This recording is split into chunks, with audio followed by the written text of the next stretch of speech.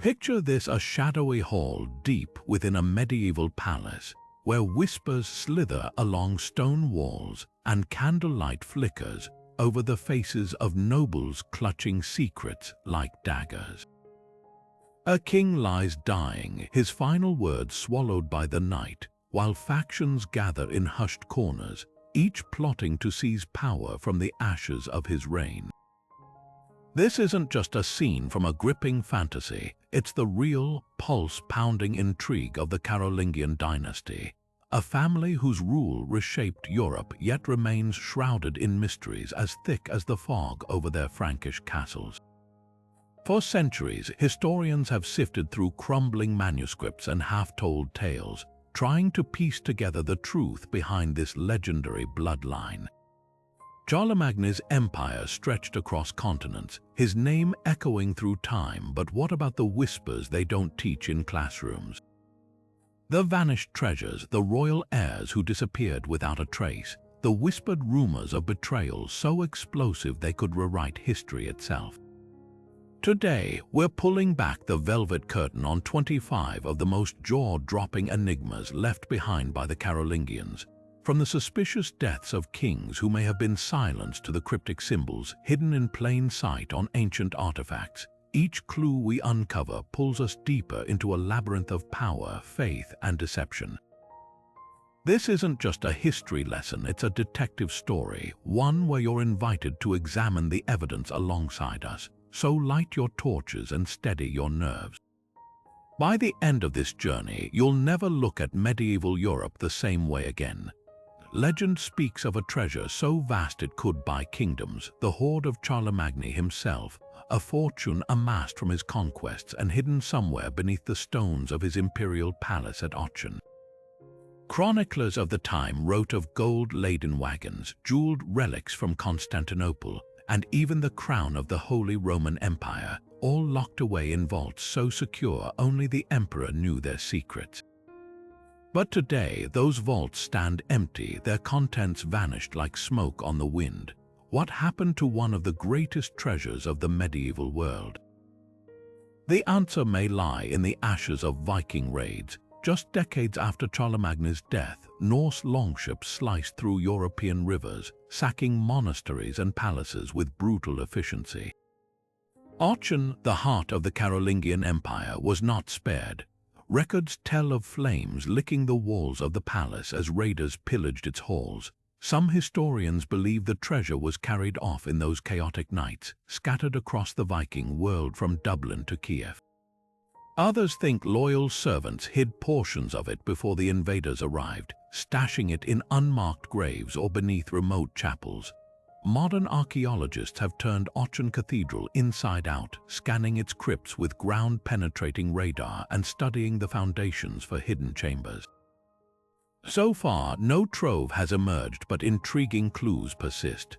A 9th-century chronicle mentions a secret tunnel leading from the palace to a nearby church, while a cryptic etching in the cathedral's choir stalls shows a king pointing to what some believe is a treasure map. The hunt isn't just about gold, it's about piecing together the final days of an empire's glory. Every empty vault whispers a question: was Charlemagne's legacy stolen, or is it still waiting to be found? Could the legendary treasure of Charlemagne have slipped into the hands of history's most enigmatic warriors, the Knights Templar?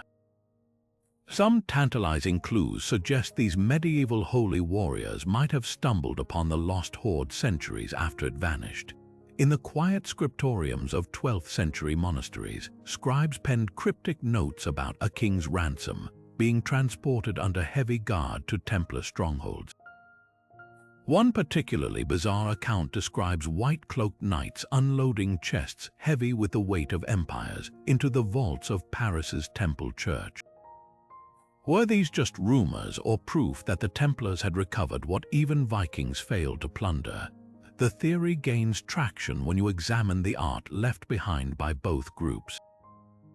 Carolingian craftsmen often carved intricate solar crosses into their relics, a symbol eerily similar to the Templars' later emblem. A gilded chalice attributed to Charlemagne's court even bears a striking resemblance to the so-called Templar cup, discovered in a ruined fortress in the Holy Land. Coincidence, perhaps, but historians point to the Templars' sudden, unexplained wealth in the 12th century as potential evidence. Within decades of their founding, the order amassed enough gold to rival kings, building a financial empire that stretched from Jerusalem to London. Where did this fortune come from? Their official explanation, donations from pious nobles, doesn't fully account for the sheer scale of their riches. Skeptics argue that the Templars were simply brilliant bankers, not treasure hunters. Yet intriguing gaps remain. In 1189, a fire ravaged the Paris Temple's archives, conveniently destroying records that might have revealed the source of their wealth. Even stranger, Templar knights stationed in Aachen during the 13th century conducted odd excavations beneath the cathedral, digs never formally documented. The truth may lie buried in the order's infamous secrecy. When King Philip IV of France arrested the Templars in 1307, charges of heresy overshadowed whispers about hidden gold. Their Grand Master, Jacques de Molay, burned at the stake without ever revealing what, if anything, they'd found. Today, treasure hunters still scour Templar sites across Europe, from the vaults of Toma in Portugal to the underground tunnels of Acre, chasing shadows of Carolingian gold. Modern scholars remain divided. Some call the connection wishful thinking, a romantic collision of two legendary mysteries. Others insist the clues are too precise to ignore, the symbols, the timing, the sudden wealth. If the Templars did recover Charlemagne's treasure, their fate adds a haunting twist to the tale. The very gold that built their empire may have painted targets on their backs, turning them from guardians of secrets to victims of greed. One thing certain, wherever the treasure went, it took its answers with it, leaving us to piece together a puzzle as old as the empires that dreamed of holding it. The year 771 had barely begun when a courier on a sweat-lathered horse brought news that would change Europe forever. King Carloman, Charlemagne's younger brother and co-ruler of the Frankish Empire, was dead at just 20 years old. Official chronicles called it a fever, a sudden illness that struck him down in his prime. But the timing couldn't have been more suspicious. Just days earlier, the brothers had been locked in a bitter feud, their armies massed on opposite sides of the Loire River on the brink of civil war. Now, with Carloman gone, Charlemagne stood alone as sole ruler. Was this divine intervention or something far darker? Medieval scribes recorded chilling details about Carloman's final hours: violent stomach cramps, a burning thirst no amount of water could quench, and a face twisted in agony. To modern toxicologists, these symptoms scream poison. Among the likely suspects, hellebore, a plant so deadly it was known as the assassin's root. Medieval physicians used it in tiny doses to treat madness, but even a slightly heavier hand could induce vomiting, convulsions, and a swift, excruciating end. The shadow of guilt stretches long. Just months before his death, Carloman had married Gerberga, a Lombard princess whose family had every reason to fear Charlemagne's growing power. Lombard court physicians were renowned for their knowledge of herbs and their loyalty to their king. One account from a monastery in Corbie describes a foreign healer visiting Carloman's camp days before his collapse, offering a tonic for royal vitality. No record of that physician exists after the king's death, as if erased from history, but the plot thickens. Among Charlemagne's inner circle was a shadowy figure named Fulrad, an abbot with ties to both the church and the Lombard court. Letters recovered from Fulrad's monastery hint at frantic meetings in the weeks before Carloman's death, with one cryptic line: "The Lord's will may be hastened." Was this a reference to divine providence or something more sinister? The political fallout was instant. With no adult heir, Carloman's lands fell to Charlemagne by Frankish law. Gerberga fled with her infant sons to the Lombards, but Charlemagne hunted them down, extinguishing Carloman's bloodline. Within a year, he invaded Lombardy, toppling his former father-in-law's kingdom in a campaign so ruthless it shocked even his allies. Coincidence or the final act of a carefully orchestrated play? Centuries later, historians still debate the truth. Some point to a letter from Pope Stephen Roman III, who desperately tried to reconcile the brothers, warning that divided crowns invite the serpent's kiss. Others note that Charlemagne, for all his later piety, never ordered an investigation into his brother's death. The most damning clue might lie in an overlooked prayer book from Carloman's personal effects, its margins scrawled with a single, fading phrase, "Beware the cupbearer." Whether by poison or fate, Carloman's demise cleared the path for Charlemagne's empire and left behind a mystery as potent as the toxins of the medieval world. Of all the treasures tied to Charlemagne's legend, none captures the imagination like Joyeuse, the sword said to have been pulled from an anvil by the young king, its blade so sharp it could split boulders. For centuries, this legendary weapon was a symbol of French royal power, carried in coronation processions and said to hum with divine energy. But in 1271, it vanishes from official records without explanation, leaving behind a trail of whispers and a single, disputed relic in the Louvre. What happened to the real Joyeuse, and why does the sword on display raise more questions than answers? French royal inventories tell a tantalizing story. Up through the reign of King Louis IX, Joyeuse appears consistently, listed among crown jewels, described as having a hilt wrapped in gold wire and a pommel set with sapphires, blue as a winter sky. Then, abruptly, the sword drops from all documents after Louis's death. Some historians blame the chaos of the 100 Years' War, suggesting the blade was melted down for coin or lost in battle. But a cryptic entry in the accounts of Philip IV hints at something stranger. In 1306, he paid a blacksmith to craft a likeness of the emperor's steel, fueling speculation that the original had already been stolen or destroyed. Enter the Louvre's version, a magnificent sword displayed as Joyeuse since the 19th century, its blade etched with Carolingian motifs. But recent UV light analysis reveals unsettling inconsistencies. The metal composition matches 13th century techniques, not 8th, and the famous sapphires, glass replicas added centuries later. Even the blade's curvature suggests it was a ceremonial weapon, too fragile for battle, contradicting accounts of Charlemagne wielding it in combat. The most damning evidence lies in the details. A tiny inscription near the hilt, visible only under magnification, reads "Fecit Lutetii, made in Paris." Charlemagne's capital was Aachen, not Paris, which didn't become a royal hub until long after his death. Could this Joyeuse be a medieval forgery commissioned to replace the lost original?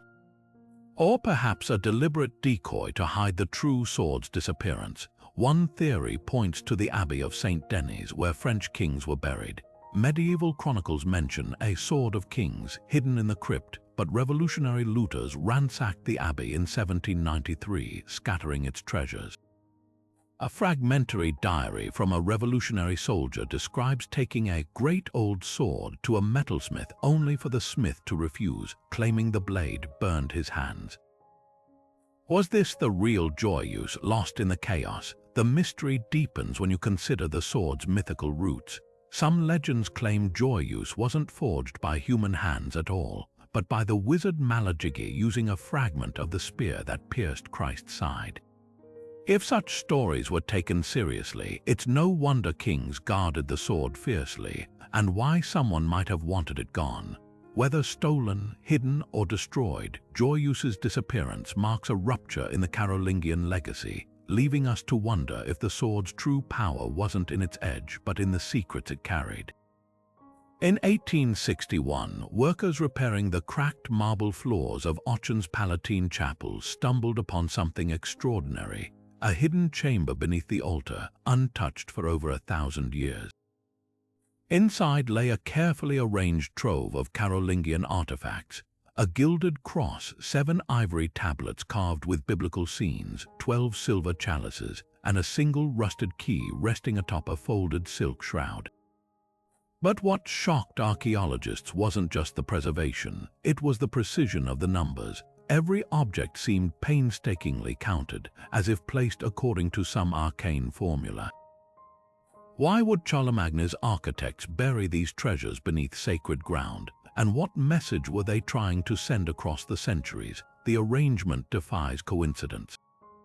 7 tablets mirror the 7 seals of the Book of Revelation, while 12 chalices echo the Apostles' numbers heavy with apocalyptic meaning. Even more intriguing, the artifacts formed a perfect circle around a central depression where a round object, likely a dish or mirror, once sat. Some scholars believe this was a ritual deposit, a time capsule meant to safeguard the empire against the end times. Charlemagne's reign unfolded against a backdrop of millennial fears. The year 800 marked 6,000 years since creation in medieval calculations, a date many believed would bring Christ's return. Could this cache have been an attempt to anchor divine favor as the world teetered on the brink? Then there's the key. Unlike ornate Carolingian keys for reliquaries or treasure chests, this one is starkly simple, its teeth worn down from use. X-ray scans revealed microscopic traces of gold inside its mechanism, hinting it once opened something far more precious than a mundane lock. A hidden vault beneath Aachen, the legendary Emperor's Gate, said to lead to a sealed chamber beneath the chapel. Theories spiral when you examine the shroud it rested on, a rare purple silk embroidered with a pattern of stars matching the night sky over Aachen on Christmas night in 800, the exact moment Pope Leo Roman III crowned Charlemagne emperor. Modern archaeologists have tried to reconstruct the chamber's original layout using 3-dimensional modeling. The results are unsettling. When viewed from above, the artifacts form a near-perfect representation of the Cygnus constellation, known in medieval astronomy as the crossroads of heaven, believed to be the path souls took at the world's end. Even the position of the missing central object aligns with the constellation's brightest star, Deneb. Was this a celestial map, a plea for divine navigation through the apocalypse? Not everyone agrees. Skeptics argue the numbers could reflect common liturgical symbolism, not doomsday prophecies. But one detail keeps even the most rational historians awake at night. In 1944, during World War Roman II bombings, a vibration from nearby explosions shifted one of the chapel's ancient columns, revealing a hollow space inside. Wrapped in lead foil was a brittle parchment scrap, a single line in Carolingian minuscule script. When the 7 are broken and the 12 emptied, the key turns in the dark. The scrap disintegrated upon exposure to air, leaving no physical trace. A medieval prank, a warning, or proof that the chapel's builders knew their cryptic message would one day be found, but not by the hands they hoped would receive it. Queen Fastrada's ruby ring gleamed like a drop of blood in the candlelight, a wedding gift from Charlemagne that would become the stuff of nightmares. The royal chronicler Einhard records the horror that unfolded. Courtiers who displeased the queen would mysteriously sicken within days of her icy stare, their bodies racked with fever, their skin erupting in boils. Whispers spread that the ring pulsed with dark energy, gifted by a Saxon sorcerer in exchange for clemency after his people's defeat. Whether curse or coincidence, the timing was too precise to ignore. Every death followed a pattern, as if the jewel itself kept score. The most chilling account involves a young scribe named Otbert who dared correct the queen's Latin during a banquet. Fastrada merely twisted her ring, her lips curling as the gem caught the torchlight. 3 nights later, Otbert was found dead in his cell, his fingers blackened as if burned from within. Physicians blamed bad humors, but the palace servants knew better. They began wearing iron nails around their necks, a folk charm against enchantment, and refused to meet the queen's gaze. Even Charlemagne, the conqueror of empires, reportedly hesitated to touch the ring, though he never spoke of it publicly. Rhine Valley folklore offers eerie parallels. Legends speak of thunder gems, rubies mined from caves where lightning struck, said to carry the wrath of the old gods. A 12th century woodcut from Mainz depicts a noblewoman identical to Fastrada. her outstretched hand wreathed in serpent-like flames with a caption warning of the red stone's hunger. Modern gemologists note that some medieval rubies contained cinnabar, a mercury-rich mineral that could leach poison through skin contact.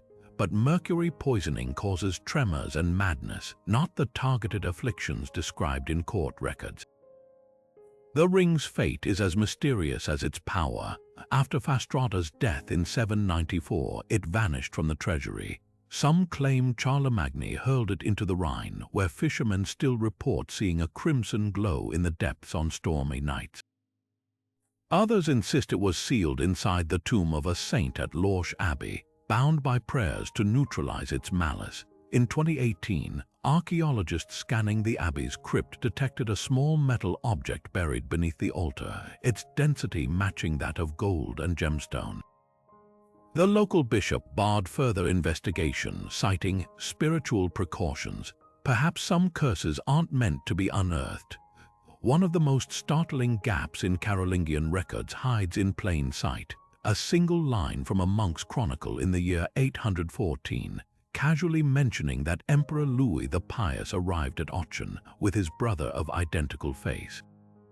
No name, no further details, just that eerie phrase quickly scratched out in the original manuscript but still faintly visible under ultraviolet light.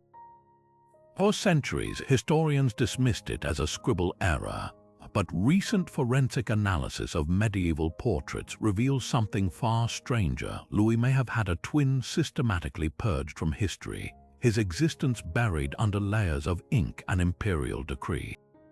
Start with the visual evidence. Two nearly identical illuminations from the same scriptorium, dated just a year apart, show Louis being crowned by Pope Stephen.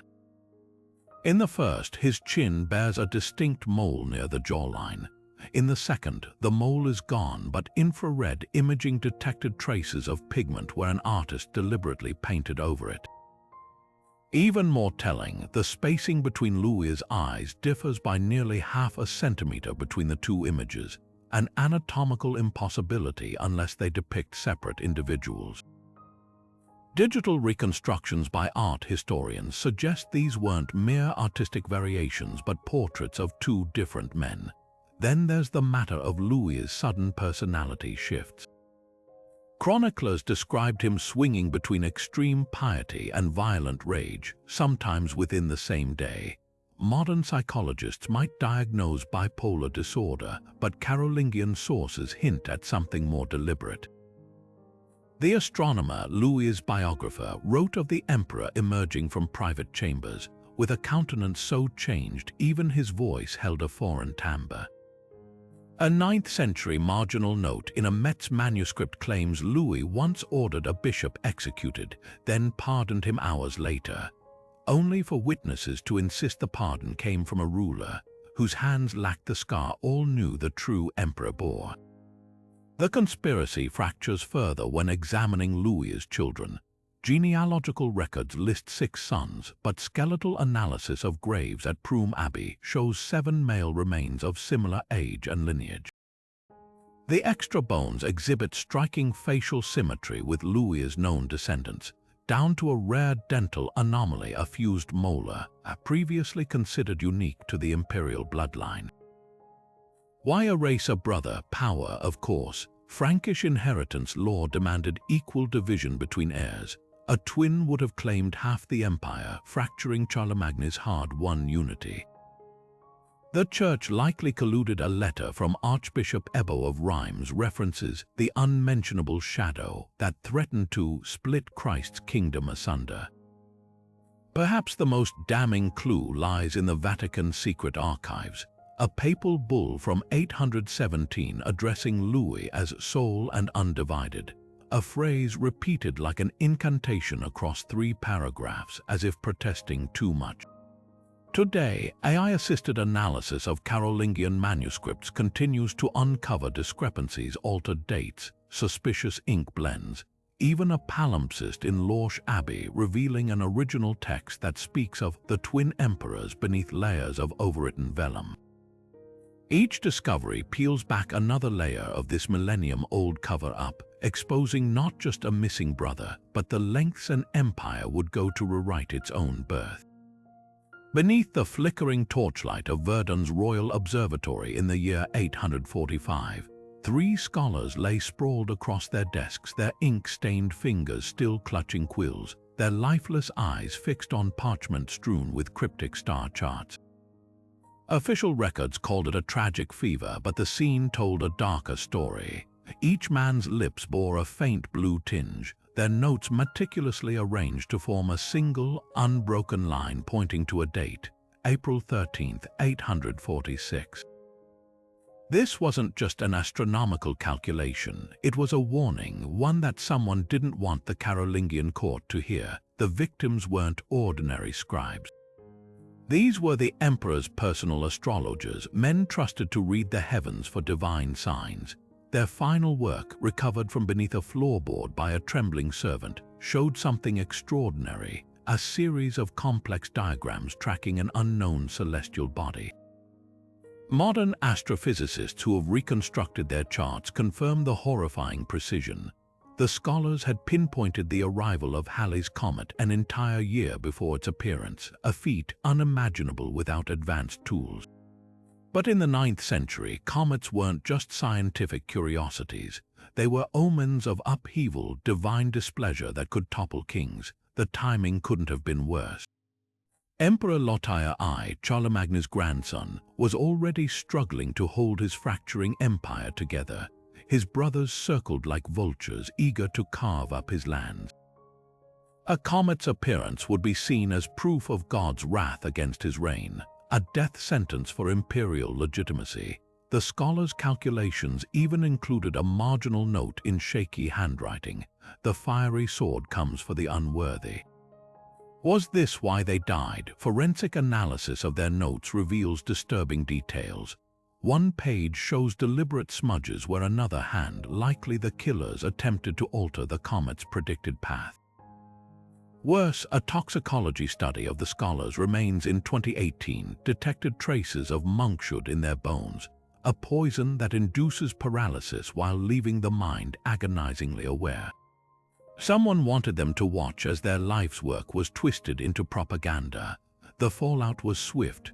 When the comet blazed across Europe in 846 as predicted, Lothair's rivals seized the moment. Bishop Prudentius of Troyes wrote of a celestial scourge punishing the pride of kings, while rebel nobles brandished the event as proof of divine judgment. Within a year, Lothair was forced to divide his empire at the Treaty of Verdun, the very city where the astronomers had been silenced. Their murder wasn't just a crime, it was a celestial conspiracy, a manipulation of heaven's will to reshape the earthly order.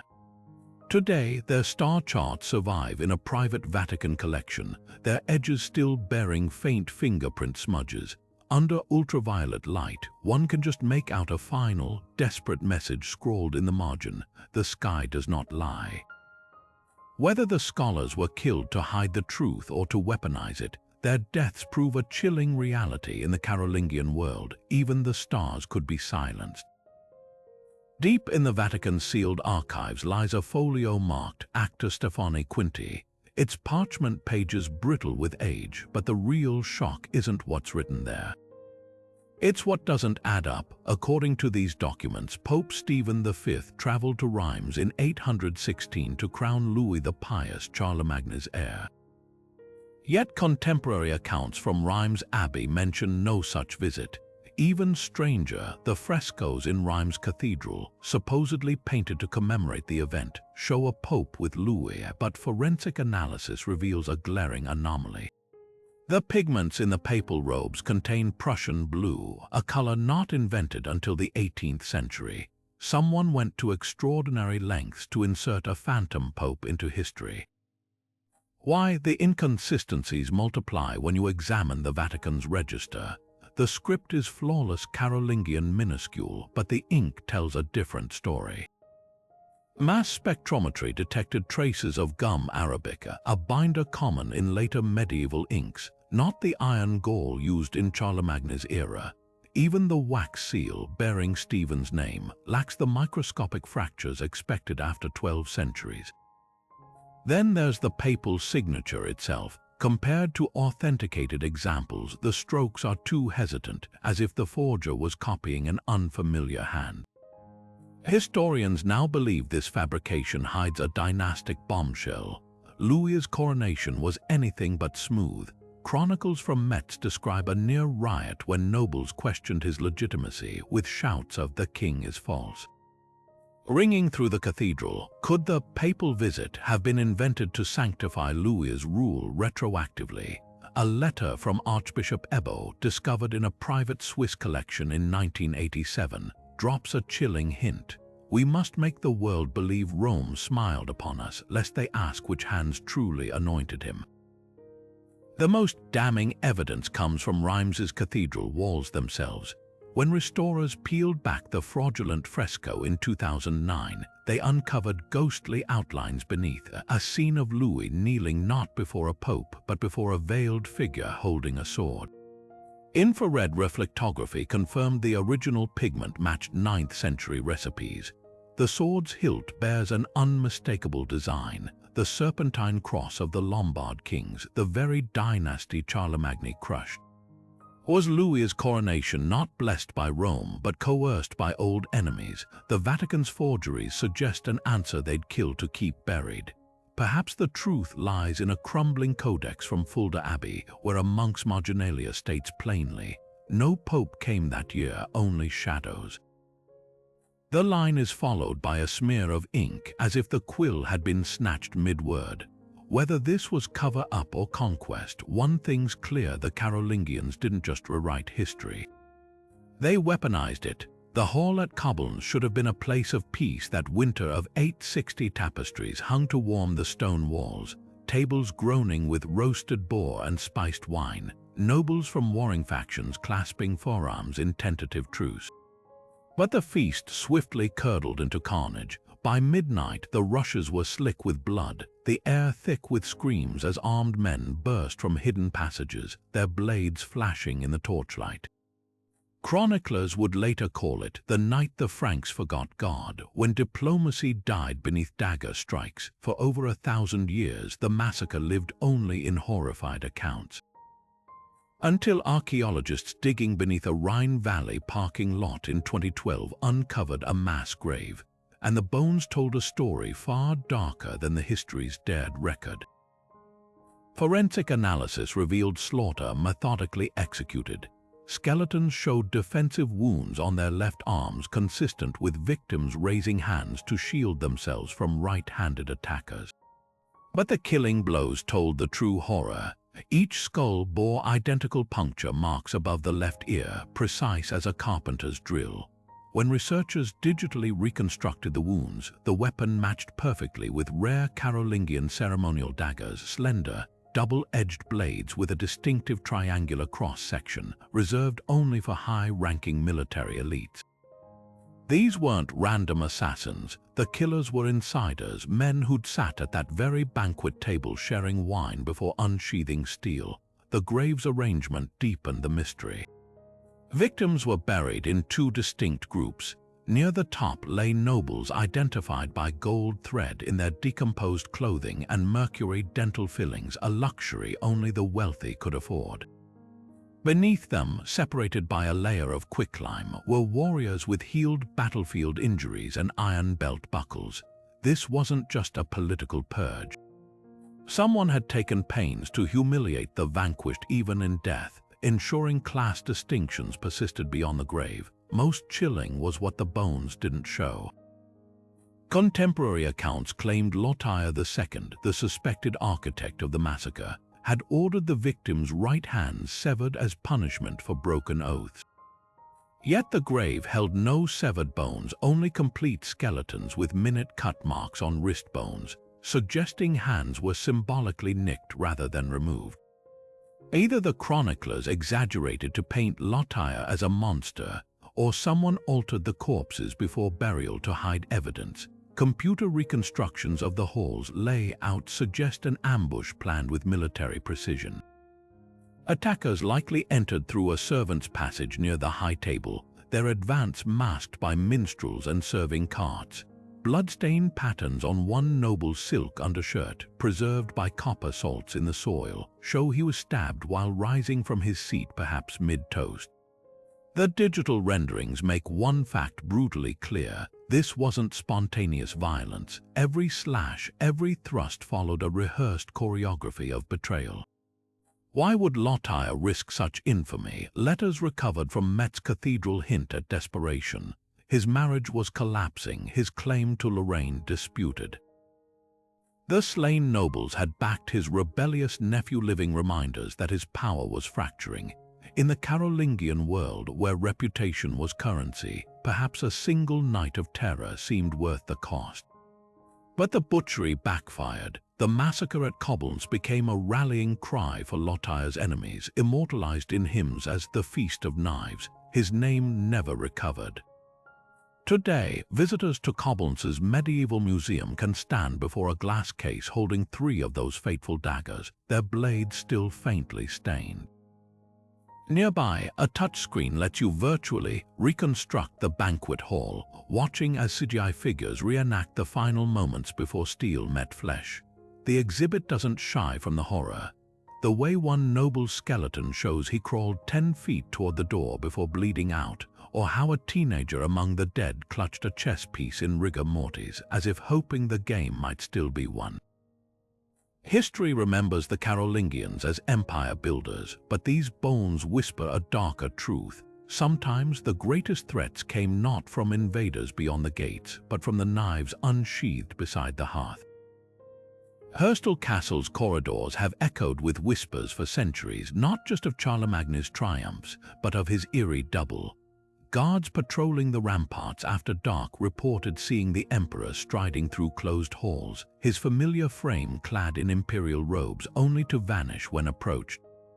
More chilling were the accounts from servants who swore they'd served him supper in the Great Hall, only to find the real Charlemagne miles away at Aachen. These weren't mere ghost stories. The descriptions were too consistent, too physical. A figure matching the emperor's exact height and limp from an old battle wound, yet with one terrifying difference: his face and hands stained a deep, unnatural purple. Modern geneticists might hold the key to this medieval mystery. Charlemagne's alleged doppelgänger bears a striking resemblance to someone suffering from porphyria, a rare hereditary condition causing extreme photosensitivity and purplish skin discoloration. Historical records hint that the Carolingian bloodline carried this genetic quirk. A Byzantine chronicle mentions Charlemagne's uncle, Carloman, refusing to appear in sunlight without veils. Computer reconstructions based on royal remains show telltale signs: enlarged front teeth, a classic porphyria symptom, and bone lesions consistent with the disease's effects.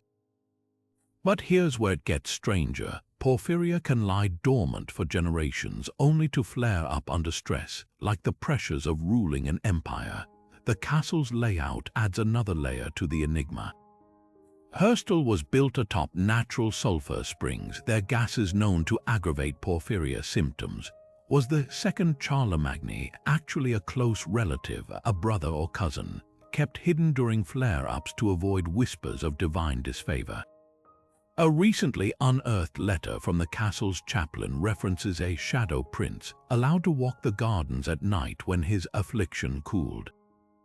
Even the timing of sightings fits. Most occurred during famine years or military defeats, periods when stress would have triggered severe episodes. Skeptics point out that porphyria doesn't explain the doppelgänger's most unsettling behavior, appearing simultaneously in multiple locations. But medieval medicine offers a possible clue. Treatments for the condition often included high doses of belladonna, a hallucinogenic plant that could induce visions in both the sufferer and those around them. If court physicians were dosing a hidden royal with this cure, entire halls of servants might have shared the same waking dream. The most tantalizing evidence comes from the castle's chapel frescoes, restored in 2019. Beneath layers of grime, conservators found a painted figure kneeling beside Charlemagne at his coronation, a man identical in stature but with violet-tinged skin, deliberately obscured by later artists. Infrared scans revealed even more, a scrap of vellum glued beneath the plaster, bearing 3 words in a frantic hand: "He is also king." Whether biological quirk or political conspiracy, Herstal's doppelgänger forces us to reconsider everything we know about the Carolingians' grip on power and the shadows that may have shared their throne. The Thionville Oath should have been a moment of unity. 35 nobles kneeling before Emperor Louis the Pious in 835, pledging loyalty to restore his fractured reign. But something about the parchment never sat right with historians. The ink strokes were too uneven, the signatures clustered oddly, as if the signers had been herded together under duress. Now, cutting-edge multispectral imaging has peeled back centuries of damage, exposing secrets hidden in the very fibers of the document. What emerges isn't just a record of loyalty, it's a blueprint of coercion, written in invisible pressure marks and reconstructed through chilling digital forensics. Under ultraviolet light, the parchment tells a story the scribes tried to bury. Faint indentations circle certain names like nooses precise, angular depressions consistent with dagger points pressed against vellum as nobles signed. Even more telling, infrared scans reveal sweat stains radiating from specific signatures, their salt patterns matching the grip points where hands would tremble. The most damning evidence, a 3-dimensional reconstruction of the ink flow, shows abrupt changes in quill pressure on key names, as if the scribe paused mid-letter to let a threat sink in.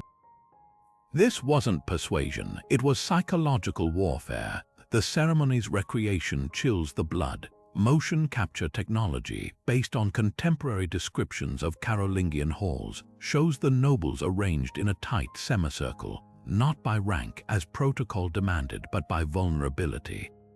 Younger sons and indebted lords were placed directly before armed retainers, their sightlines blocked by hanging tapestries that muffled sound. Atmospheric simulations suggest the hall was deliberately kept stifling, with braziers overheating the space to amplify discomfort. Every detail was engineered to fracture resolve. But why such extreme measures? Louis's desperation becomes clear when you track the signers' fates. Within months, half the loyal nobles rebelled anyway, suggesting the oath's true purpose wasn't to secure allegiance, but to create a public record of submission that could be wielded later. A previously overlooked marginal note in a Metz chronicle drops the mask entirely. The emperor required not their hearts but their shame. The parchment's final secret lies in its animal origin. DNA analysis of the vellum shows it came from a pregnant sheep, its collagen structure unusually pliable. This was no accident. Parchment from young animals absorbs ink differently, leaving signatures more vulnerable to adjustments. 2 names show microscopic scraping under magnification, their original letters altered to bind men who may never have sworn fealty at all. In the Carolingian world, even sheepskin could be weaponized. Today, the oath sits in a climate-controlled case in Paris, its digital reconstruction flashing on interactive screens beside it. Visitors can run fingertips over 3D printed versions of the pressure marks, feeling the phantom daggers that shaped an empire's fate. The exhibit doesn't shy from the implications sometimes. History's most binding contracts are written not in ink, but in fear. The royal treasurer's hands must have trembled as he locked the iron-banded chest in the Brussels chapel vault that winter of 1003, unaware he was the last living soul to see the crown of Lothair intact. A masterpiece of Carolingian artistry, its golden circlet bore 12 fist-sized sapphires, each allegedly cut from the same mythical Star of Ochen gem-stone interwoven with pearl strands so finely threaded, chroniclers swore they shimmered like liquid moonlight. Yet by dawn, the crown had vanished without splintered doors or disturbed seals, leaving only a whisper of cinnamon-scented smoke curling from the keyhole. The theft defied logic, so did the rumors that followed, tales of guards falling violently ill after touching the empty chest, their skin blistering as if scorched from within. Modern gemology might explain the mystery. Spectroscopy studies on similar blue stones from Charlemagne's era reveal an unnerving truth. Certain sapphires mined near the Rhine contain trace uranium deposits, their crystalline structures slowly decaying over centuries. While not dangerously radioactive today, freshly cut in the 9th century, these gems would have emitted alpha particles at levels causing radiation burns, exactly the symptoms described by those guards. A 2019 experiment by the University of Leuven recreated the phenomenon, placing a uranium-laced sapphire replica in an oak chest identical to Brussels records. Geiger counters registered radiation spikes 10 times background levels, with alpha penetration strong enough to cause rashes on testers' hands through the wood. The crown's disappearance takes on new horror when you examine Lothaire's reign. Chroniclers noted his sudden withdrawal from public life after 855, his face increasingly hidden behind veils. Was this piety or the agonizing toll of wearing a radioactive crown? Skeletal remains attributed to his grandson show telltale pitting in the jawbone, consistent with radiation necrosis. Even the crown's peculiar design hints at awareness of danger. Contemporary drawings depict an inner lead lining, unprecedented in royal regalia of the era. Tracking the relic's fate leads down stranger paths. A 12th century manuscript from Cluny Abbey describes a cursed diadem, melted down by Viking raiders, only for the smiths to die screaming as blue fire licked their bones. Another account claims Byzantine emissaries transported it to Constantinople in a mercury-filled casket, a known radiation shield before it vanished during the Fourth Crusade's sack in 1204. The most chilling lead comes from a 2014 archaeological survey of a Brussels sewer system, where ground-penetrating radar detected a leaden object matching the crown's dimensions beneath the original chapel site. City officials abruptly halted excavation, citing structural risks. Perhaps the crown never left Brussels at all. Perhaps it still lies beneath those cobblestones, its sapphires long since decayed into powdery blue dust, waiting for some future explorer reckless enough to pry open history's most radiant secret. Battlefield archaeology rarely serves up mysteries as chilling as the one hidden beneath the rolling fields of Fontenoy, a whisper in the dirt that defies explanation. When scientists first analyzed soil samples from the 841 clash between Charlemagne's warring grandsons, they expected evidence of blood and iron. Instead, they found something that made their scanners scream: a perfect horseshoe-shaped patch of earth saturated with human hemoglobin, yet containing zero traces of weapons or armor. This was no ordinary army. The soil told the story of bodies that bled but never fought, of warriors who left no swords behind because they carried none. Chroniclers of the battle wrote of an eerie third force figures wreathed in mist who charged the flank at the battle's climax, their forms blurring like ink in rain.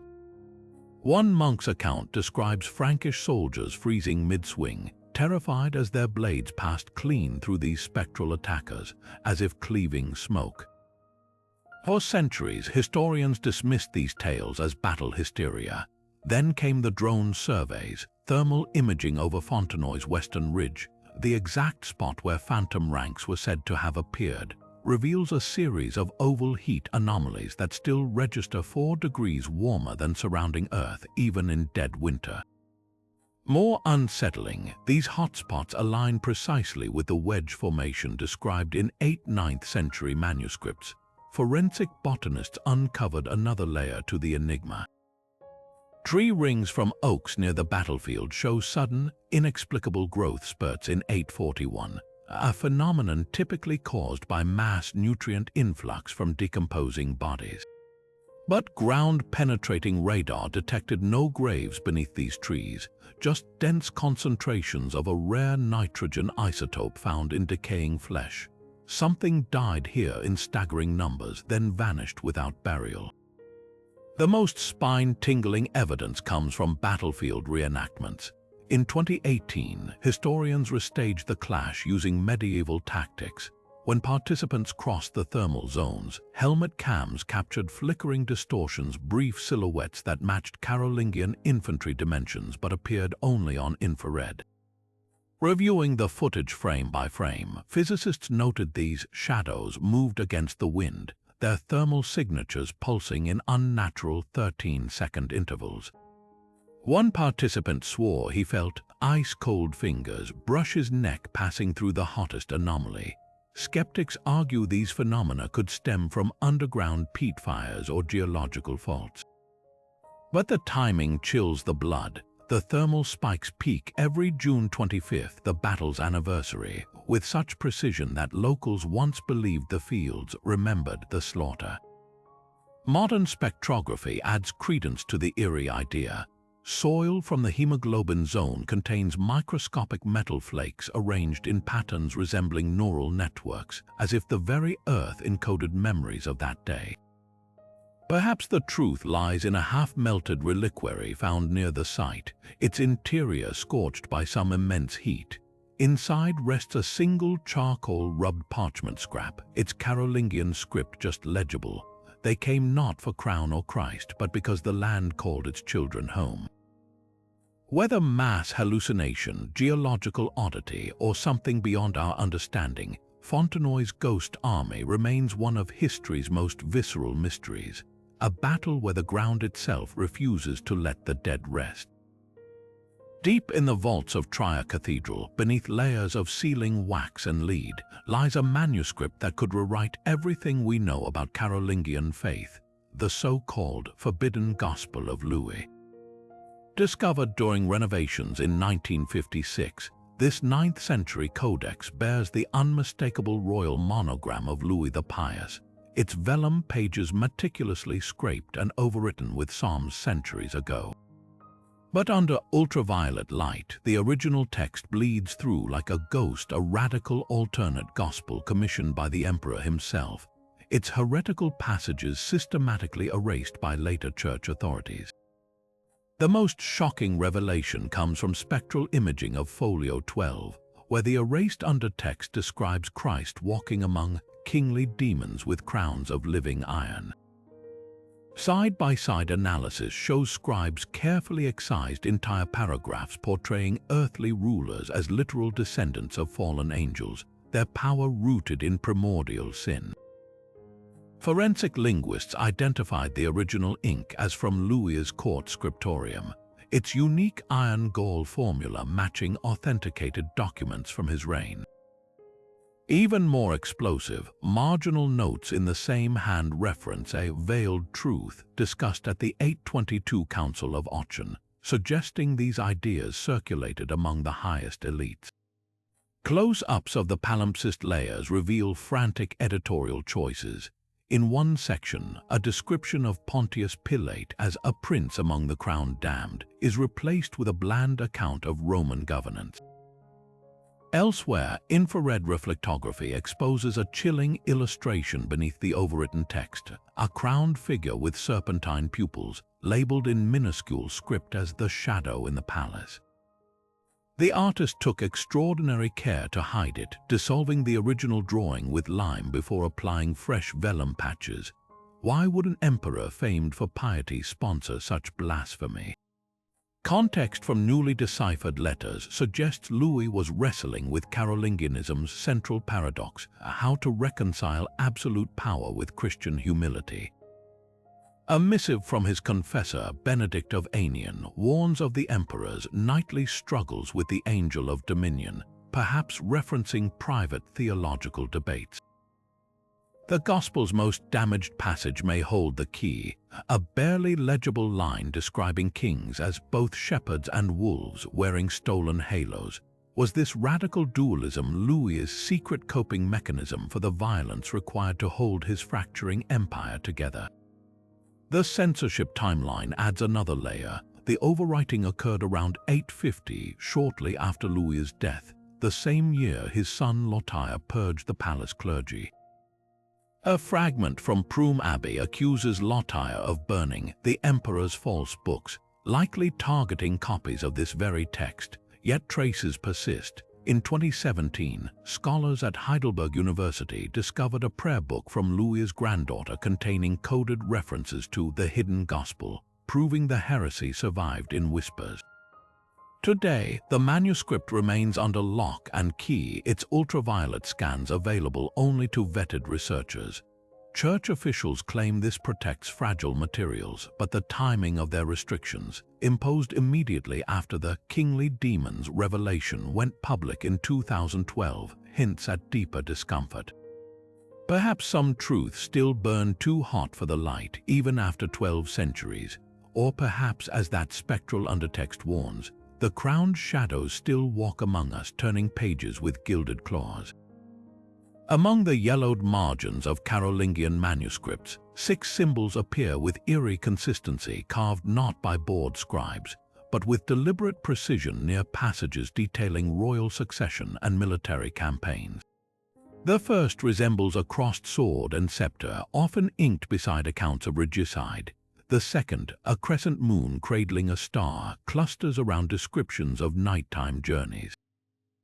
Then there's the broken chain, the serpent swallowing its tail, the inverted crown, and most cryptic of all, a single eye with a teardrop that seems to track the reader across the page. For centuries, scholars dismissed these as decorative flourishes, but when viewed through the lens of a cipher discovered in the Met's archives, they form a secret language bleeding through official history. The key lay in a water-damaged psalter from the court of Louis the Pious. On one rain-swollen page, a monk had practiced lettering by repeating the phrase Victor Gloriosus alongside 6 crude drawings of the symbols. By matching each symbol to a Latin letter based on their order in the alphabet, the sword scepter as V, the crescent moon as I, and so on, a team at Heidelberg University cracked the code in 2021. Applied to marginalia in the Annals of Fulda, the cipher revealed chilling annotations. Beside the entry for Emperor Lotire's sudden illness in 855, the eye and teardrop symbol repeats 3 times, spelling mor, the Latin root for death. But the most haunting decryption centers on a single phrase scrawled beside an account of Charlemagne's winter campaign in Saxony: the eagle's blood falters.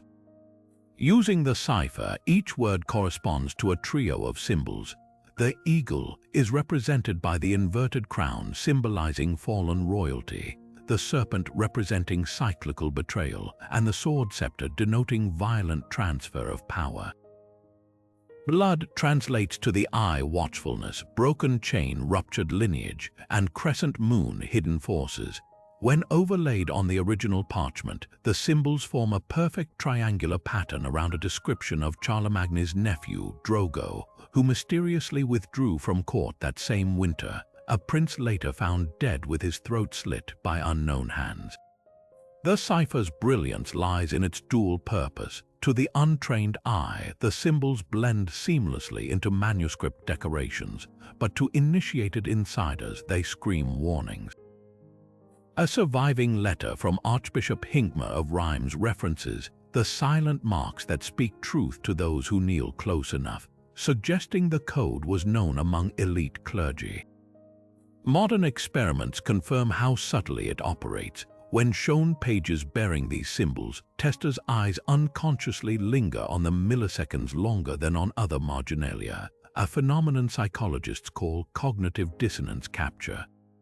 Even unknowingly, the human brain senses there's more here than meets the gaze. Perhaps the most disturbing realization: the symbols appear in manuscripts spanning 2 centuries, long after the Carolingian line fell.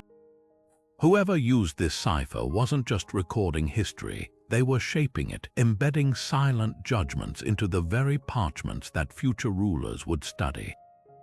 The last known instance glares from the margin of a 10th century chronicle describing the fall of the Carolingians: 3 inverted crowns dripping with Inkai tears, spelling a final verdict, VIC, short for vicit, meaning conquered. But conquered by whom? The answer may still hide in plain sight, waiting for another reader sharp enough to see the symbols and brave enough to decipher what the parchment whispers. The night of April 14, 877, should have been the end of Paris. hundreds of Viking longships choked the Seine, their oars muffled with rags as warriors crept toward the sleeping city's undefended river gate. Then the sky exploded. Monks at Saint-Germain-des-Prés described it in apocalyptic terms, a dragon of fire that split the darkness, its roar shaking the earth as it streaked northeast toward the forest of Bondy. The annals of St. Bertin claim the heat was so intense it melted rivets on the closest longships, while the shockwave capsized vessels farther downstream. Vikings who survived the panicked retreat spoke of Thor himself hurling the burning mountain, their sagas calling it the night the gods fought against us. For centuries, historians dismissed the account as pious exaggeration until NAS, a near-Earth object program, cross-referred medieval descriptions with orbital debris models. The trajectory data is chillingly precise. By plotting eyewitness coordinates against 9th century star charts, scientists reconstructed the meteor's path, a shallow 6-degree angle entering over Brittany, its hypersonic speed vaporizing sand into glass along a 200-mile corridor. Thermal models suggest the fireball would have appeared 20 times brighter than a full moon, its sonic boom arriving 80 seconds later as a physical punch to the chest.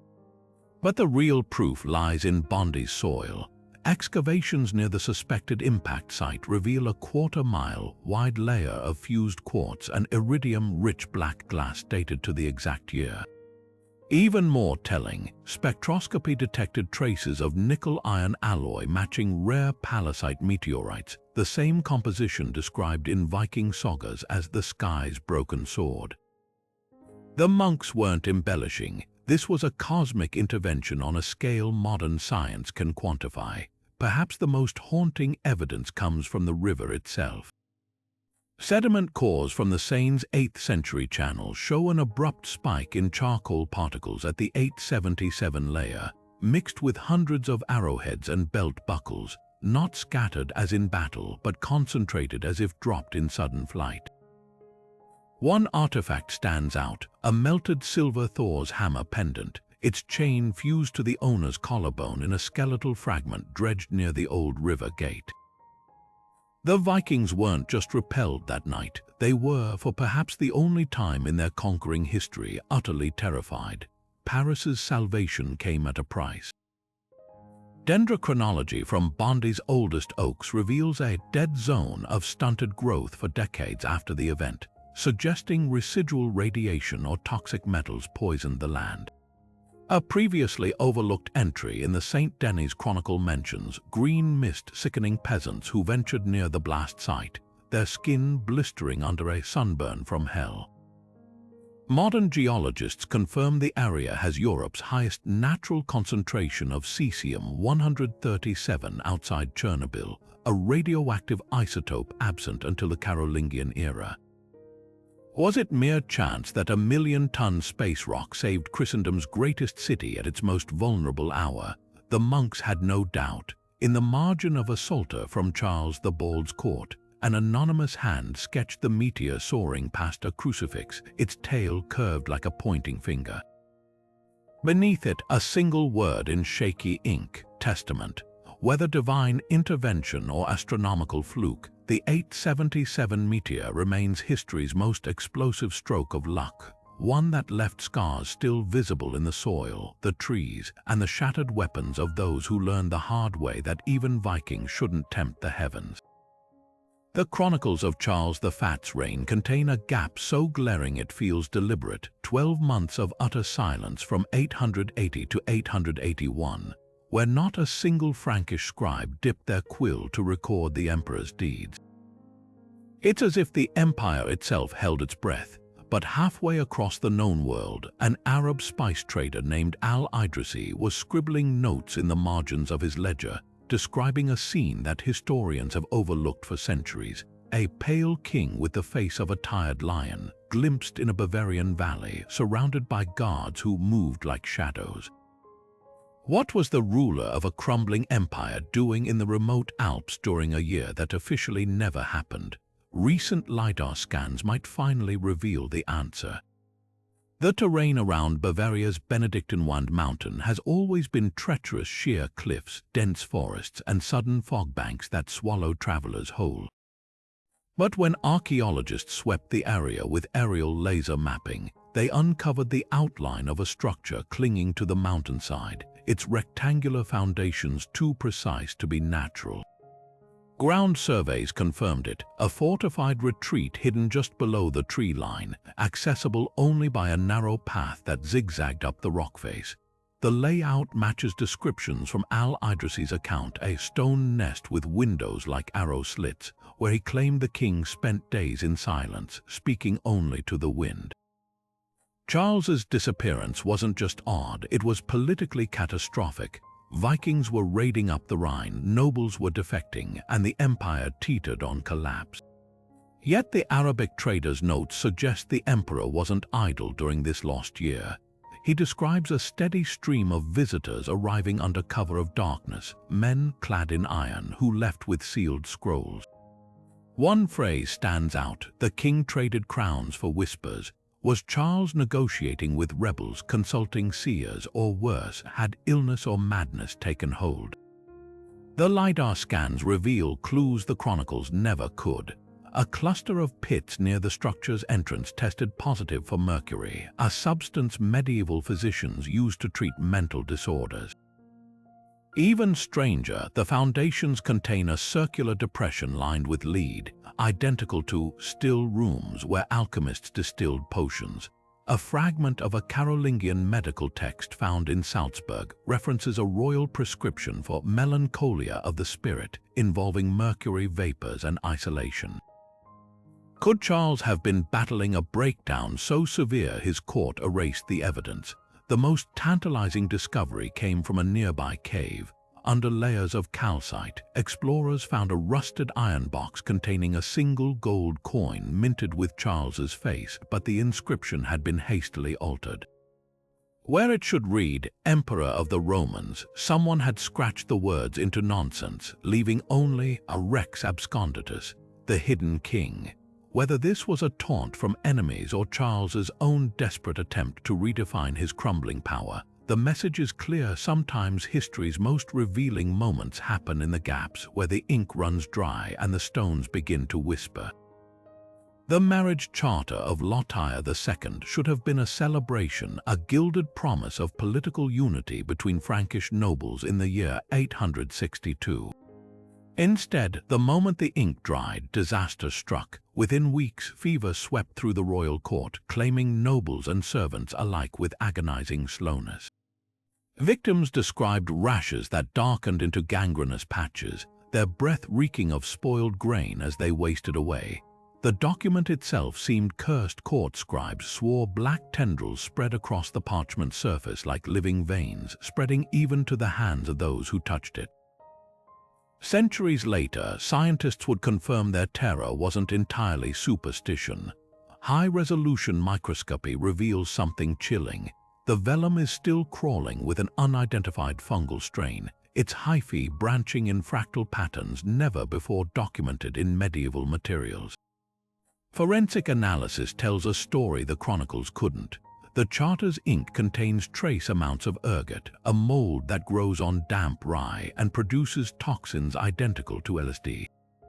Under ultraviolet light, the parchment fluoresces in eerie green patches where the fungus metabolized the iron gall ink into a bioactive compound. But here's what makes no sense: ergot requires specific conditions to flourish, typically contaminating bread stored in granaries, not carefully prepared royal documents. Unless, of course, someone introduced it deliberately. The political context reeks of motive. Lothair's marriage to Theuttberga was a disaster from the start, orchestrated to secure her family's alpine territories. When he later tried divorcing her to marry his mistress, the ensuing scandal split the empire. A recently deciphered letter from Archbishop Hincmar of Reims warns of a bride's dowry more fatal than any dagger, while a marginal note in a Metz chronicle alleges Theuttberga's uncle paid a Lombard apothecary to season the page. Modern mycologists note the strain on the parchment matches fungi endemic to the bride's homeland, suggesting the curse might have been a bridal gift in the deadliest sense. Yet skeptics point to an equally plausible explanation: simple bad luck. The year 862 saw torrential rains across Europe, creating ideal conditions for fungal growth.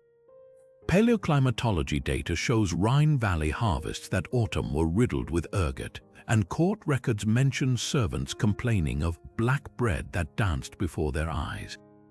Perhaps the charter merely lay in a contaminated chest, absorbing spores from rotting grain sacks.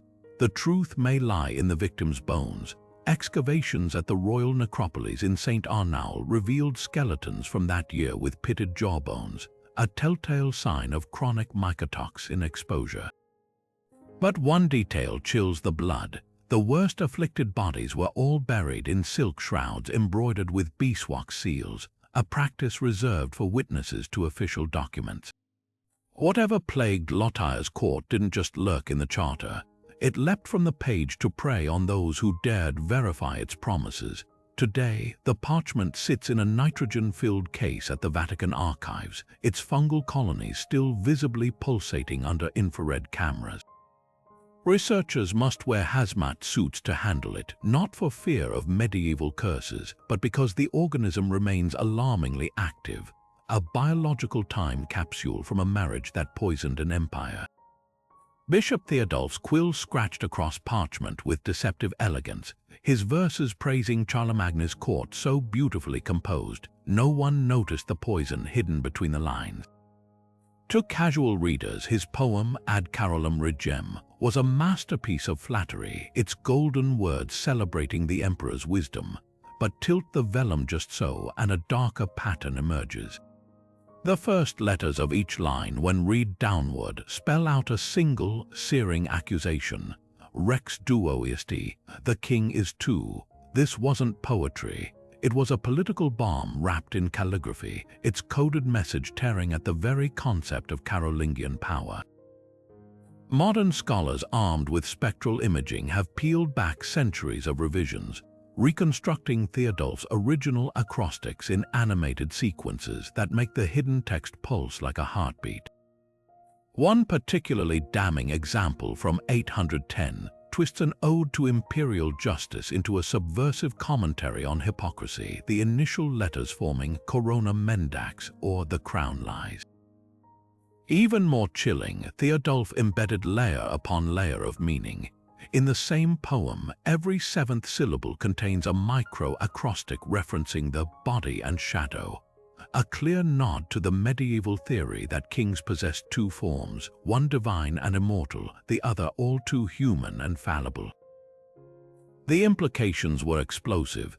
If a ruler's earthly self could err, then his divine right was negotiable, a heresy that could unravel an empire. Why would a trusted bishop risk such treachery? Theodulf's own life held the answer. Born a Visigoth in Muslim-occupied Spain, he'd risen through sheer intellect to become one of Charlemagne's closest advisors. But palace intrigue had claws. A marginal note in a Metz manuscript describes how Theodulf's enemies, likely jealous Frankish nobles, spread rumors he'd secretly kept Jewish practices from his Iberian childhood. Overnight, the emperor's favor cooled. The acrostics became his revenge, a scholar's weapon against the court that betrayed him. Infrared scans of his later works reveal even bolder strokes. In De Septem Liberalibus Artibus, a seemingly dry treatise on education, the hidden letters accuse Charlemagne of letting the wolf guard the sheep, likely targeting the emperor's controversial reliance on Saxon warlords. The real genius of Theodulf's cipher lay in its plausible deniability.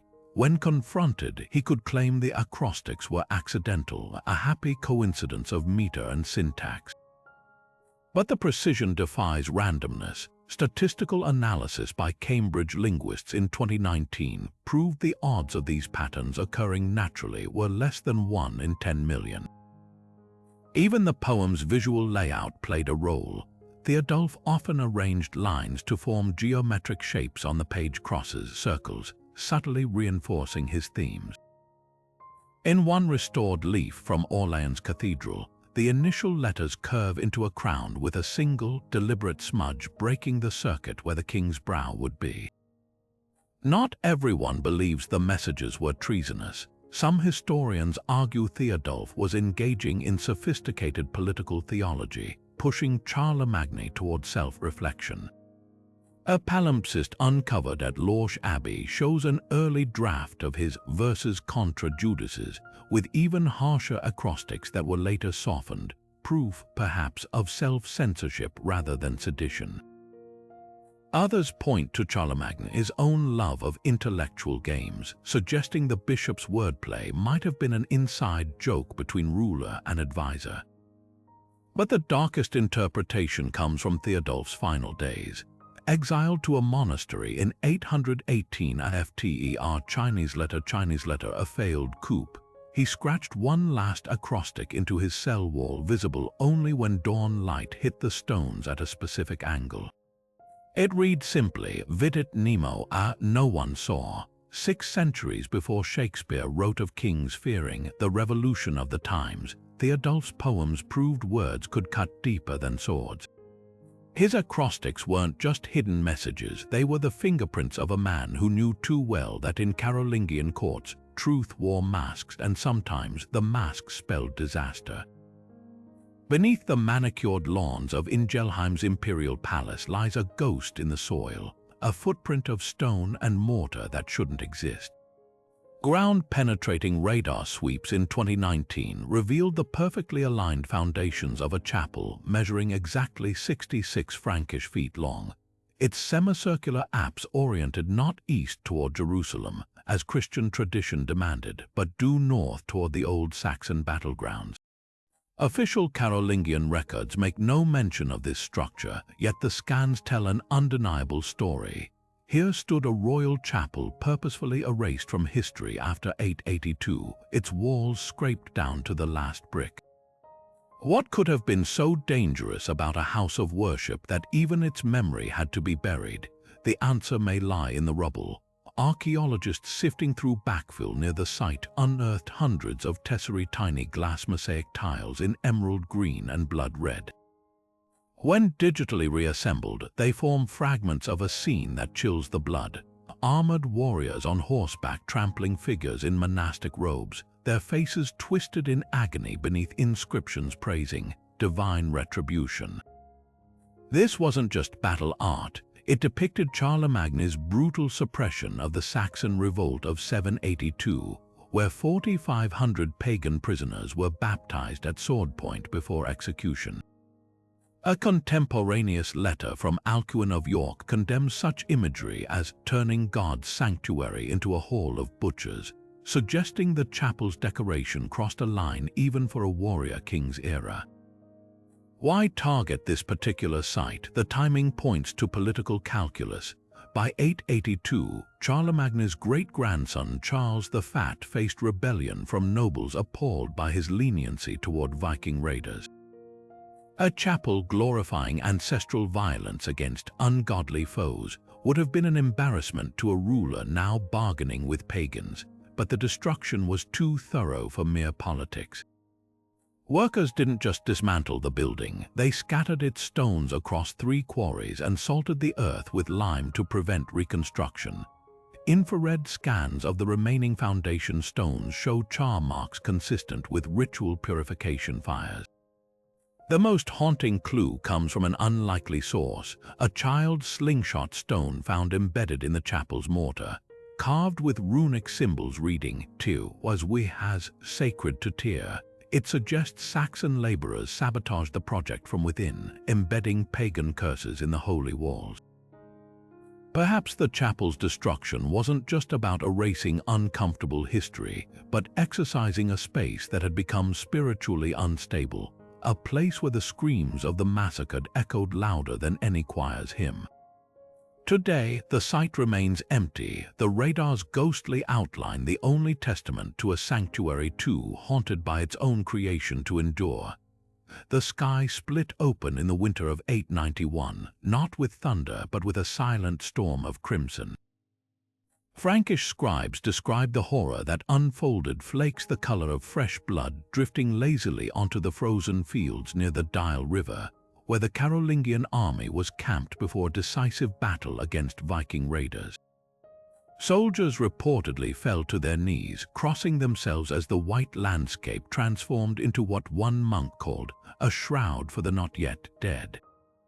Modern ice cores drilled from alpine glaciers confirm their terror wasn't imagination. A distinct rust-colored layer from that very year, packed with mineral particles fine as powdered brick. Science offers a rational explanation: Saharan dust storms lofting iron-rich particles high into the jet stream, tinting precipitation across Europe, but the timing chills the spine. Weather models reconstructed from tree ring data reveal an atmospheric anomaly that February, a perfect storm of high-altitude winds curving north from the African desert, just as a low-pressure system stalled over the Low Countries. Satellite-style animations of the event show the dust plume snaking across the Mediterranean like a spectral serpent, its path intersecting with the Carolingian troop positions 3 days before battle. To the Franks, it wasn't meteorology, it was prophecy. The Annals of Fulda describe priests interpreting the scarlet snowfall as divine wrath against the sins of both heathen and Christian, urging Emperor Arnulf to postpone his attack. He refused and won a Pyrrhic victory so costly, chroniclers noted the river ran red with actual blood for days after, blurring the line between omen and outcome. Yet the ice cores tell a stranger story. Spectrographic analysis detects not just desert dust, but traces of copper and lead metals absent from Saharan samples. A team from the University of Bern discovered these particles match ore deposits from the Harz Mountains, where Carolingian miners were smelting silver on an unprecedented scale. Could industrial pollution have mingled with the natural phenomenon, intensifying the hue? Contemporary accounts support the theory. A letter from a nun in Cologne complains of black winds from northern smelters that winter, while a merchant's ledger from Mainz notes the air tastes of metal. The blood-red snow may have been Europe's first recorded instance of environmental pollution, amplifying a meteorological event into spiritual crisis. The psychological impact rippled beyond the battlefield. In the Strasbourg Cathedral Library, a previously overlooked marginal illustration shows Arnulf kneeling before an altar piled with crimson-tinged snowballs, his sword laid across them like an offering. Infrared imaging reveals the original sketch underneath, a much darker scene where the emperor wades through a river of blood, dragging prisoners behind him. Someone, likely a later scribe, deliberately sanitized the image, covering the violence with symbolic weather. Even the Vikings took notice. A rune stone erected near Relive bears the inscription, "We fought where the sky wept iron," suggesting the event rattled both sides.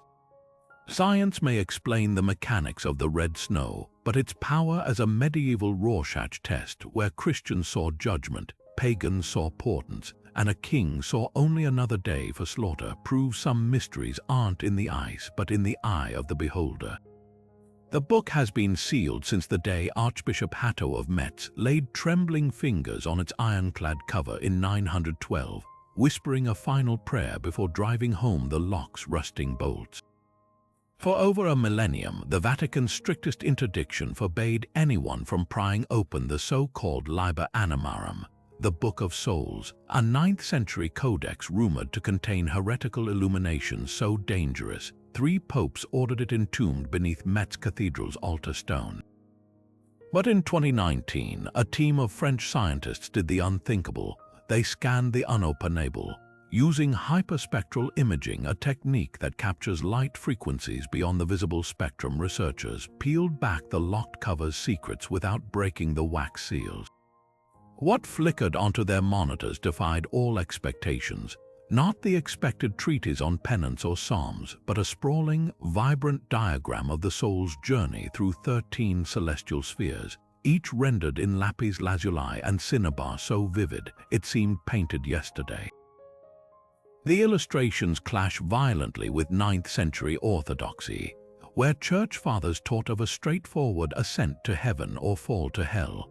This book depicts spiraling paths where souls weave between realms like threads in a loom, some pausing in starlit purgatories, others merging with cosmic entities labeled the first breath and the final mirror.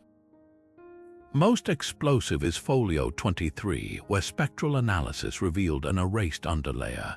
Beneath a conventional image of Saint Michael weighing souls lies the original composition, a nude, androgynous figure balancing scales not between good and evil, but between memory and longing.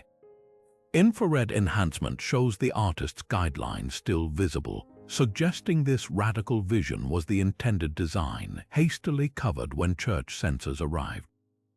Even the book's construction hints at rebellion. X-ray fluorescence scans detected mercury sulfide in the ink, a costly pigment usually reserved for imperial decrees, implying the scribe had patrons powerful enough to flaunt both wealth and heresy. The text's origins may explain its dangerous ideas. Marginalia in ultraviolet light reveals Greek phrases transliterated into Latin script, hinting at Byzantine influence. A particularly chilling passage describes souls drinking time from silver veins before rebirth, a concept eerily similar to ancient Gnostic teachings outlawed 4 centuries earlier.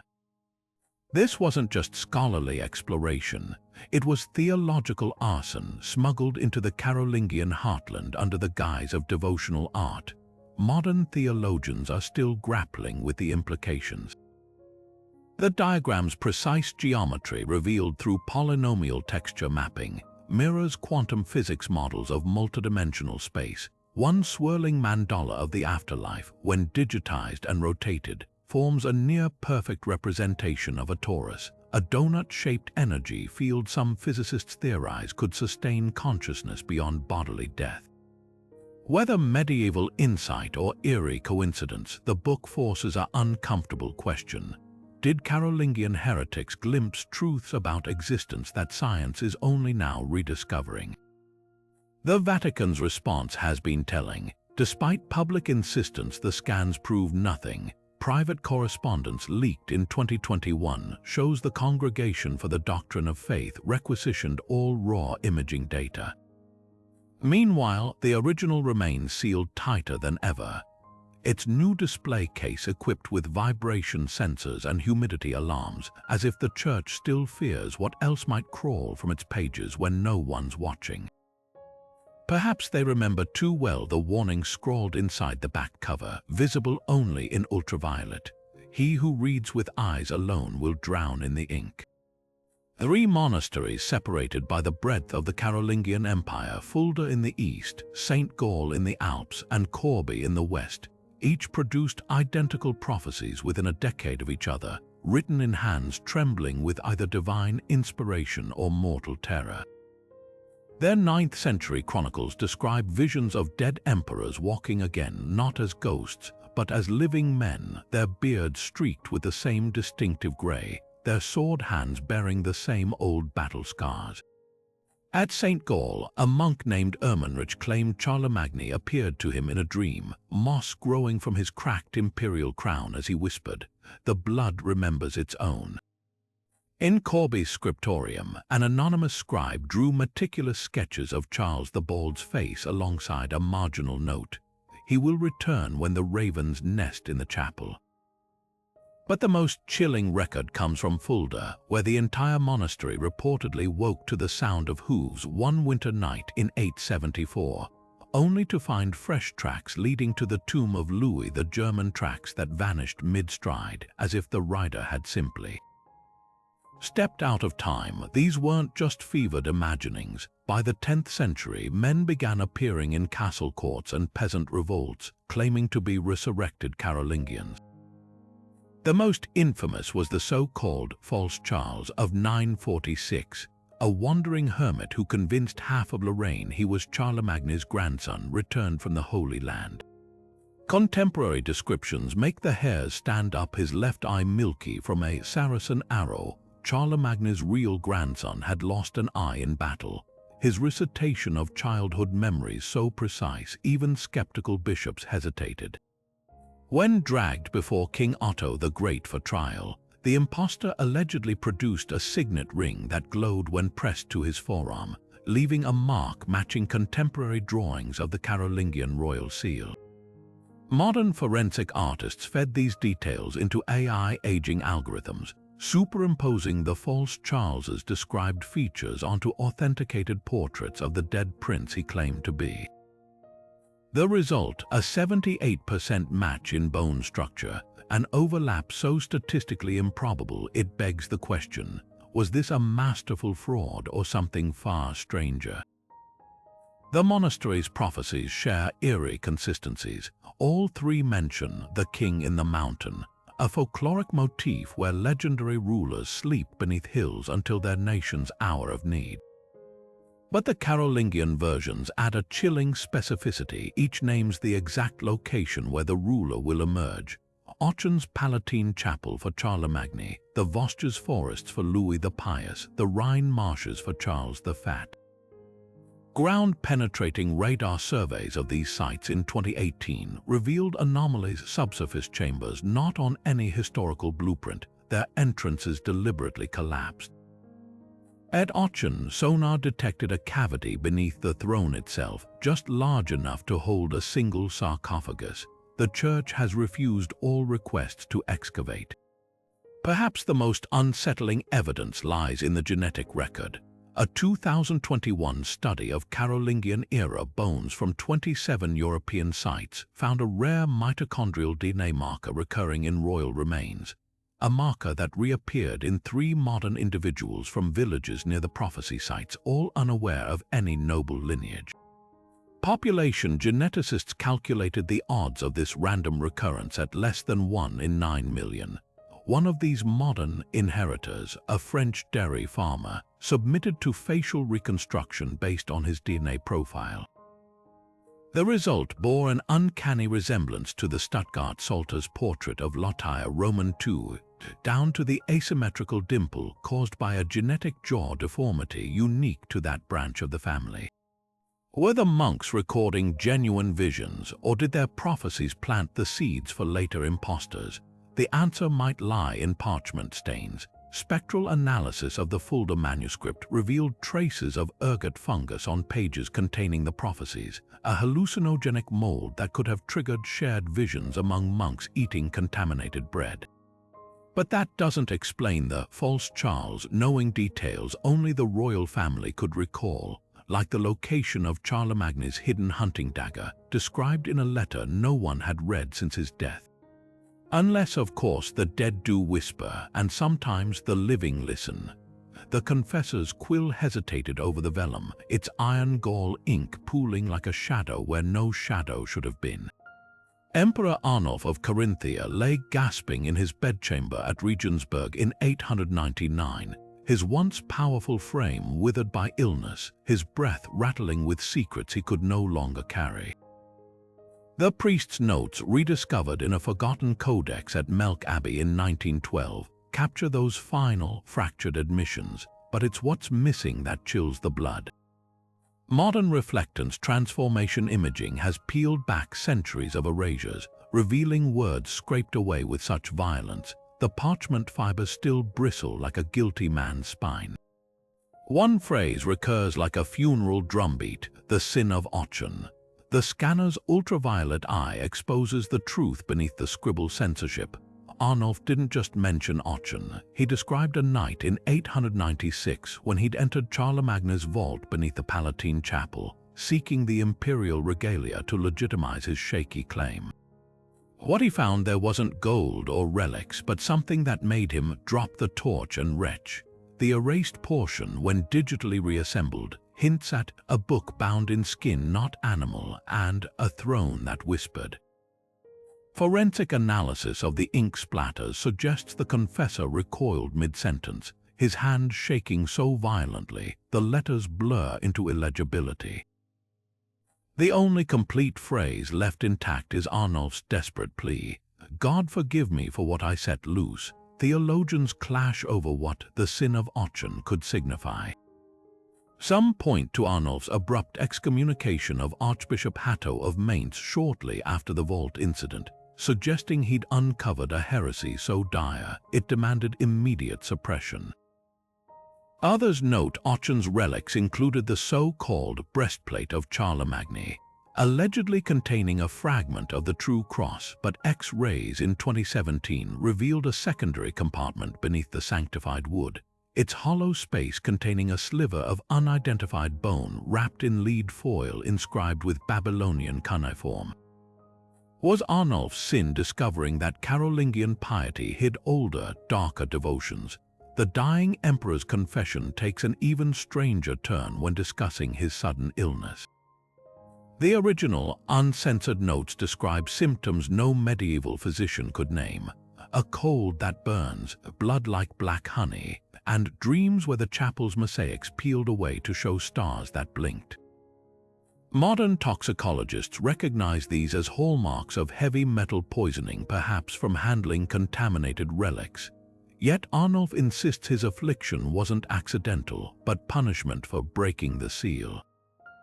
A palimpsest in Lorsch Abbey's archives adds a chilling postscript. The night after Arnulf's death, guards reported seeing a hunched figure leaving the chapel vault, its outline both man and not. Perhaps the truth lies in the parchment scars. Spectral imaging reveals that every erasure corresponds to a specific liturgical calendar date, all feast days of archangels, as if the censors sought celestial protection. The most extensive deletion surrounds Arnulf's final sentence, where he supposedly named what dwelled beneath Otschon. Only 2 letters survived the scraping, M and L. Coincidence or not, these are the exact initials found carved into the bones of 3 Carolingian princes exhumed near Otschon in 2015, their skeletons arranged in a circle facing inward as if guarding or worshipping something at the center. Whatever Arnulf unleashed in his desperation for legitimacy, it seems the empire's greatest sin wasn't what they did but what they buried, and some doors once opened refused to stay shut. The year 1215 began with a holy spectacle. Emperor Frederick II himself stood in the candlelit crypt of Otschon Cathedral, watching as workmen pried open the stone sarcophagus of Charlemagne, a sacred act meant to sanctify Frederick's own imperial coronation. But the moment the lid lifted, murmurs rippled through the gathered bishops. The skeleton inside was wrong. Charlemagne's legendary height, described by his biographer Einhard as 7 times the length of his own foot, should have produced bones closer to 6 feet 6 inches. Yet the remains barely cleared 5'7". Even stranger, the skull's nasal cavity showed signs of a deviated septum, a detail never mentioned in contemporary accounts of the emperor's broad, regal features. Modern forensics paint an even more disturbing picture.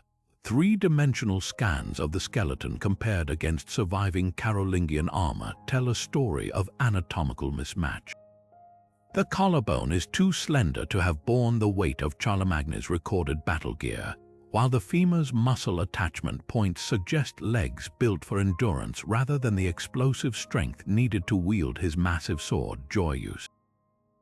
Digital reconstructions show a man who could never have lifted the 2-handed broadswords found in royal graves from the period, let alone fought the marathon campaigns that forged an empire. The most plausible explanation: someone switched the body. Viking raids on Otschon between 881 and 884 left the palace complex in ruins, the perfect cover for a clandestine operation. Motion capture simulations recreate how a small team could have infiltrated the chapel's crypt during the chaos, hauling away the true emperor's remains through the same sewers they'd used to breach the city's defenses. But why? The answer might lie in the bones themselves. Isotope testing reveals a diet heavy in seafood, unthinkable for a Frankish noble, but typical for coastal Norse elites. Was this skeleton a Viking chieftain deliberately planted to mock the Carolingians, his shorter stature symbolizing their shrunken power after the raids? Or consider the darker alternative: the bones are genuine, and everything we know about Charlemagne's physique is wrong. Contemporary descriptions may have been exaggerated for propaganda, transforming a merely tall king into a living giant to match his outsized legacy. The nasal deformity could explain why later artists always depicted him in profile, hiding a feature deemed unworthy of imperial majesty. Then there's the tomb's other anomaly. When archaeologists resurveyed the crypt in 1988, ground-penetrating radar detected hollow spaces beneath the sarcophagus, chambers too geometrically precise to be natural voids. The local archbishop blocked further investigation, but leaked engineering schematics suggest tunnels leading toward the old sulfur springs beneath Aachen. Were these catacombs the original resting place, with the current tomb merely a decoy? Perhaps the truth lies in a forgotten note from Frederick II's chronicler, discovered in a Palermo archive in 2014. It describes how, upon viewing the skeleton, the emperor quietly ordered gold threads from the burial shroud tested by alchemists. The results supposedly showed traces of luna fixa, a medieval term for silver that had been ritually fused with mercury, a process associated with preserving corpses against decay.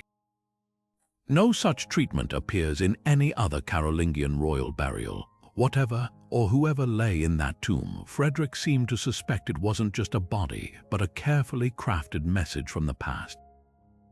A message we're still struggling to decipher 12 centuries later.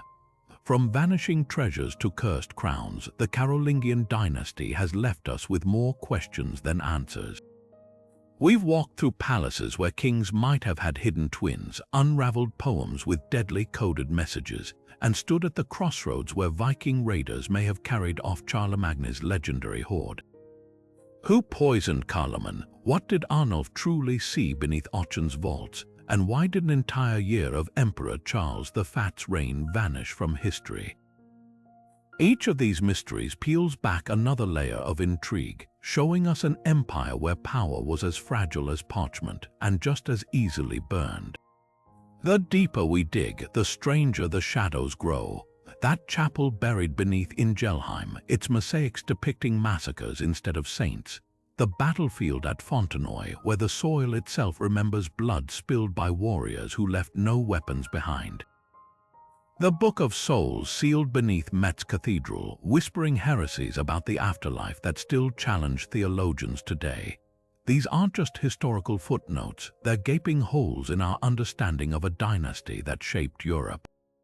Now here's the real question: which of these enigmas deserves its own deep dive? The radioactive crown that may have poisoned its wearers, the ghostly doppelgänger haunting Herstal Castle, or the forbidden gospel Louis the Pious tried to erase with its vision of kings as fallen angels? Drop your vote in the comments, because history isn't finished with the Carolingians yet. As the candle flickers over these ancient pages, remember, some secrets don't stay buried.